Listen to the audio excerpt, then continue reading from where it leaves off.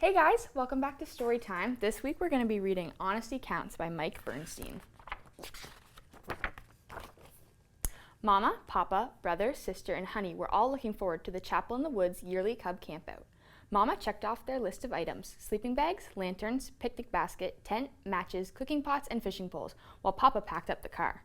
I can't wait to sleep under the stars, brother said, and we're going to win the annual canoe around the Rapid River this year. I just know it, sister added.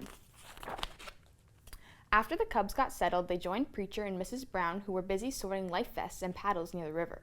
The annual canoe race was set for later that day. There would be 2 canoes in the race. One was paddled by Sister, Brother, Cousin Fred, and Lizzie Bruin, the other by Too Tall Grizzly and his gang. Soon everyone was gathered around. The race will go down the rapids and around the bend in the river to the finish line at the old oak tree, announced Preacher Brown. We'll meet up there. Finally, the time came. The 2 teams pushed their canoes into the water. Ready, get set, paddle, called Preacher Brown. The teams paddled as fast as they could. At first, the 2 canoes were neck and neck. Then Brother and Sister's canoe pulled ahead. They were better paddlers than the Too Tall gang. Look out, called Lizzie, we're coming to the rapids. White water boiled up ahead of them. Stroke, stroke, stroke, called Brother as they shot into the rapids. They swept past the big bare rock. Stroke, stroke, stroke, called Lizzie as they curved around the swirling whirlpool. Stroke, stroke, stroke, called Fred as they bumped down the 20 steps falls. When they reached the bottom, they looked back. The Too Tall gang was nowhere to be seen. I guess they decided not to risk the falls, said Brother. Hooray, cried Sister, we're gonna win. Hooray, they all cried. But as the cubs drifted around the bend in the river, they saw an amazing sight.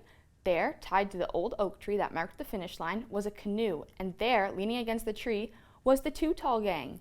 The cubs' mouths hung open. How, they gasped, did you get ahead of us? Nothing to it, said Too Tall with a grin. We just paddled around one side of the big bare rock while you paddled around the other side. Yeah, smirked gang member Scuzz. You were so busy with your stroke, stroke, stroke that you never noticed us. The gang began to dance around and pretending to paddle. Stroke, stroke, stroke, they chanted. Just then, Preacher Brown and the other campers came up to see the end of the race. So that's all there was to it, eh, Too Tall, said Preacher Brown, folding his arms. Are you sure you're being completely honest? What do you mean, asked Too Tall nervously. It seems to me I remember a shortcut around here, said Preacher Brown. He pushed aside a clump of cattails and at the water's edge.